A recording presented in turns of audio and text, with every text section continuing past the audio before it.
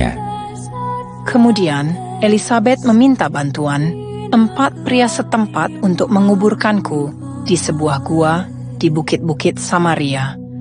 Di sekitar bukit itu hanya aku yang dimakamkan, tidak ada makam lain. Jenazahku dibaringkan di atas batu yang disusun rapi di dalam gua.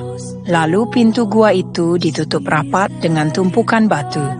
Sesuai dengan pesan yang telah kusampaikan jauh sebelumnya kepada Elisabet, untuk merahasiakan makamku, ia pun berpesan kepada ke-4 pria yang membawa jenazahku, agar makam itu dijaga kerahasiaannya. Suasana tenang menyelimuti ruangan, seolah menghadirkan kembali gua pemakaman di Samaria saat itu.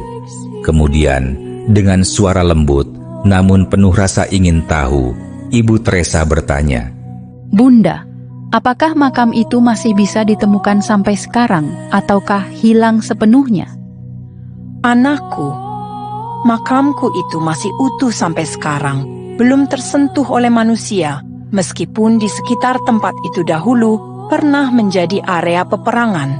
Namun, makam itu tetap aman hingga kini. Ada akses jalan ke makamku sekarang, tetapi hanya bisa dijangkau dengan berjalan kaki. Ibu Teresa terdiam sejenak, membayangkan gua itu dengan rahasianya yang tetap tersembunyi, meski waktu terus bergulir. Kemudian, dengan suara lembut, ia bertanya, "Bunda, ceritakanlah bagaimana kisah Bunda ketika diangkat ke surga, yang sampai sekarang masih menjadi misteri bagi banyak orang." Baiklah anakku, dengarkan baik-baik.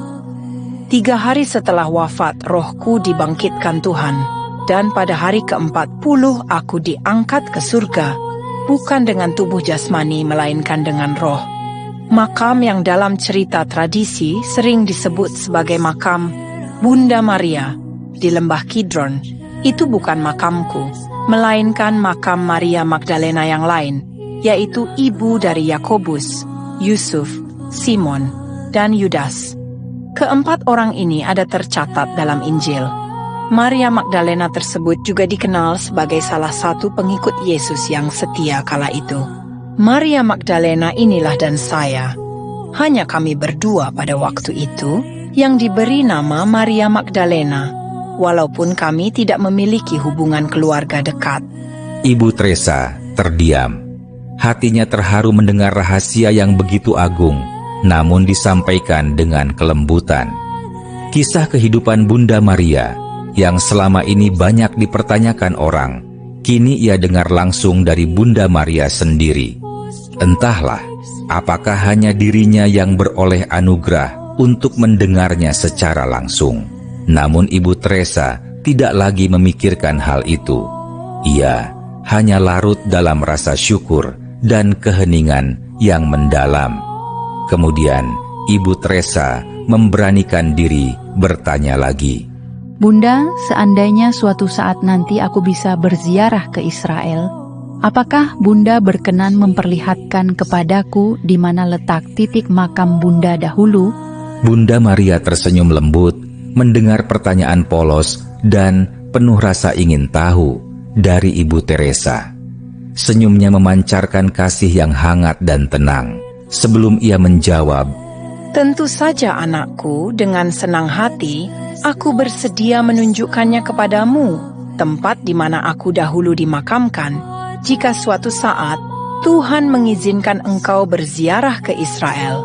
Bahkan, aku juga akan menunjukkan tempat di mana aku dan Yusuf pernah tinggal di Samaria setelah kenaikan Yesus ke surga. Tetapi pertanyaannya, apakah orang-orang di sana akan mempercayaimu? Dan apakah pemerintah Israel akan mengizinkan engkau pergi ke tempat aku dimakamkan? Terlebih lagi, karena engkau hanyalah seorang peziarah dari Indonesia. Engkau pun tahu sendiri bagaimana hubungan antara Israel dan Indonesia saat ini. Apalagi dengan adanya perang di Gaza, keadaan itu menjadi semakin sulit." Bunda Maria menyadari betapa besar tantangan yang akan dihadapi Ibu Teresa sebagai peziarah jika ia pergi mengunjungi makamnya ke Israel.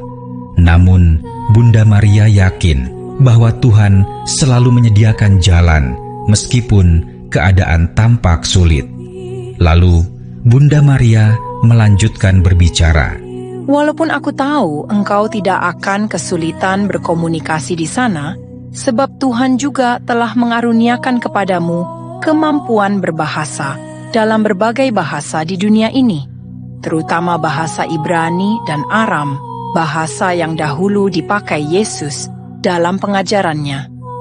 Engkau pun dapat berbicara dalam bahasa Spanyol, Italia, dan banyak bahasa lainnya.